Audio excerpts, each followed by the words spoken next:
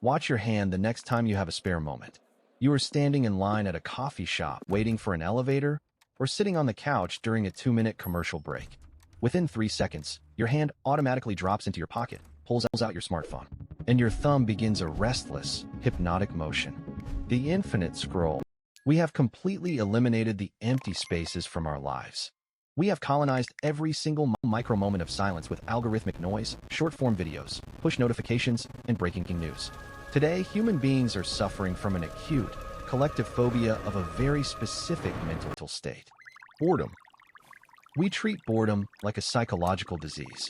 We view it as a waste of time, a symptom of laziness, or a void that must be aggressively filled with digital stimulation. But what if I told you That by eradicating boredom, we are accidentally erasing the very mechanism that made us human in the first place? What if boredom isn't a useless defect, but rather our species' ultimate biological superpower? For 99% of human history, doing absolutely nothing for hours on end wasn't a failure of productivity. It was the default state of existence. And inside those vast, uninterrupted oceans of prehistoric boredom, the human brain didn't rot. it lit up? It created art, it synthesized language, it invented tools, and it mapped the stars. By building a world where it is physically impossible to be bored, We have inadvertently shut down the birth canal of human creativity. to understand how we lost this superpower, we have to debunk the modern industrial narrative about our ancestors. We are taught to believe that prehistoric life was a non-stop, exhausting struggle for survival. We picture cavemen running frantically from predators or spending 18 hours a day desperately clawing at the dirt for food. But as anthropologists have proven again and again, that image is totally wrong. Once a hunter-gatherer tribe secured their food for the next day or two, which typically took less than 20 hours a week, their productive day was essentially finished by early afternoon. They had no emails to answer, no corporate KPIs to meet, no side hustles to manage, and no houses to clean. So what did they actually do? With the remaining 6 to 8 hours of waking daylight, they sat. They rested in the shade of an acacia tree. They watched clouds drift across the savannah. They stared at the flickering geometry of a campfire for hours without saying a word. They allowed their minds to wander into the blank spaces of the afternoon. Biologically, their brains weren't understimulated. They were resting in an evolutionary state called the default mode network.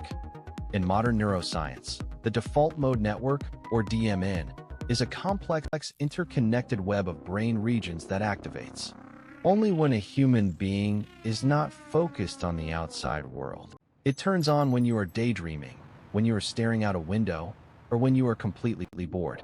When you sit in silence, your brain doesn't shut off. It shifts its energy inward. It begins a massive, subconscious housekeeping operation. It connects distant, unrelated memory. It solves emotional conflicts. It processes deep identity questions, and most importantly, it generates creative, nonlinear insights.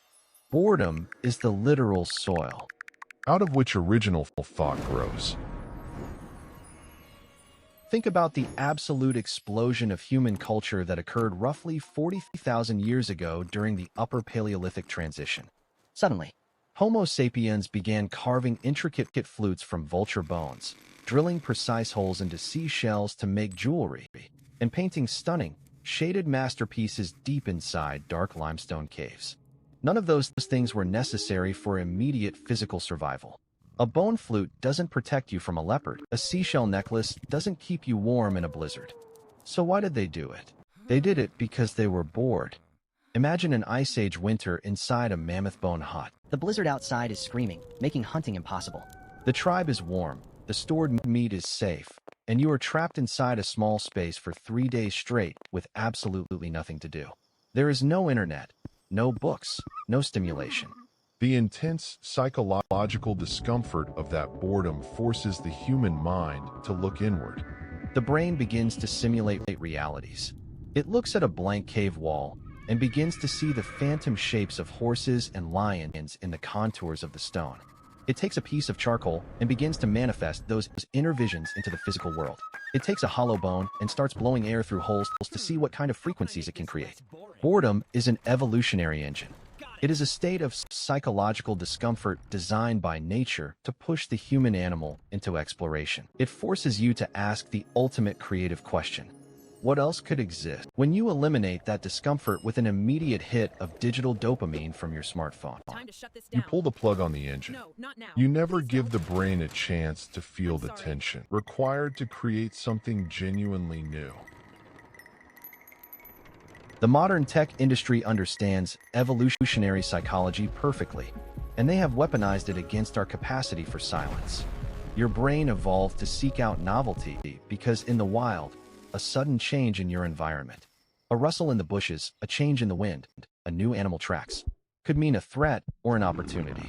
Nature rewarded the detection of novelty with a tiny splash of dopamine, forcing you to pay attention. But today, Silicon Valley algorithms have scaled that novelty detection mechanism to an astronomical, unnatural degree. Every time you refresh a social feed, click a link, or swipe to the next short-form video, you are exposing your prehistoric nervous system to a hyper-concentrated dose of artificial novelty.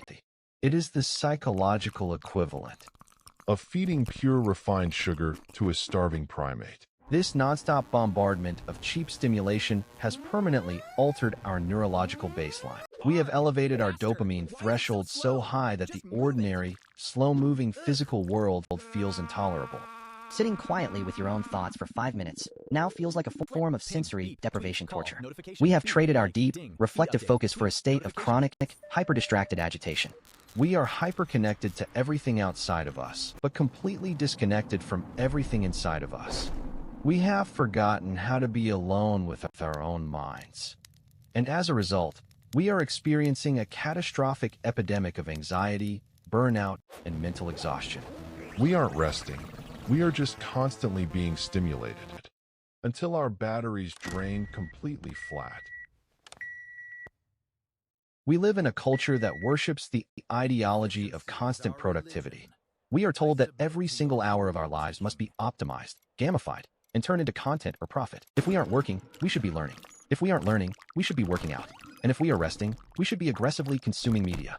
But your ancestors knew a profound truth that modern society has completely erased. That human greatness does not come from nonstop execution. It comes from the rhythm between action and stillness.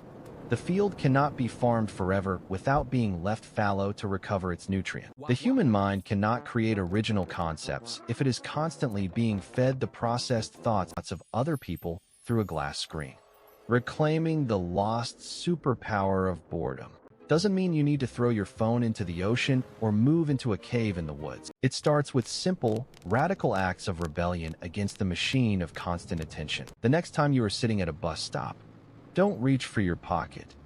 Let your hands remain still. The next time you walk through a park, leave your headphones in your bag and listen to the ambient texture of the wind. When you wake up in the morning, give yourself 10 minutes of quiet transition before you allow the chaos of the global internet to hijack your nervous system. Allow yourself to feel the awkward, uncomfortable weight of empty time. Let your mind wander down the strange, unmapped alleyways of your own imagination. You are the descendant of people who sat around campfires for hundreds of thousands of years, staring into the flames, doing absolutely nothing, and changing the world because of it. You are not a machine designed to process infinite data streams. You are a human being, and your value is not defined by your productivity. So turn off the feed. Let the silence settle. Let yourself be bored. And watch the wonders that finally wake up. Inside the quiet rooms of your own soul.